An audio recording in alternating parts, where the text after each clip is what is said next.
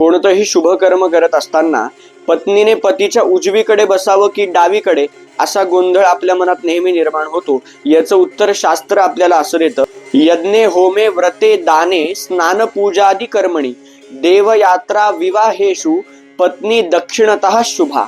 अर्थात यज्ञ यागादी होम हवन करताना, कोणतेही शुभ कर्म करताना, कोणतीही पूजा करत असताना, व्रत उद्यापन करत असताना, स्नान होत असताना, त्याचबरोबर विवाहाच्या कर्मामध्ये किंवा देवयात्रेच्या वेळेला पत्नी ही पतीच्या दक्षिणेला शुभ सांगितलेली आहे. दक्षिण म्हणजे उजव्या हाताला, उजव्या बाजूला पत्नी ही त्यावेळेला असली पाहिजे. आणि ह्या उलट आशीर्वादे अभिषेकेच पाद प्रक्षालने तथा शयने भोजने चैव पत्नी तू तरतो भवेत. अर्थात अभिषेक आपल्याला होत असताना, कोणाचाही आशीर्वाद ग्रहण करत असताना, त्याचबरोबर पाय धुण्याची क्रिया अर्थात पाद्यपूजा आपल्या गुरूंची किंवा जावयाची करत असताना, त्याचबरोबर झोपताना, भोजन करताना, भोजनाला बसल्यावरती पत्नी ही उत्तरेला म्हणजे डावीकडे असली पाहिजे. जय जय रघुवीर समर्थ.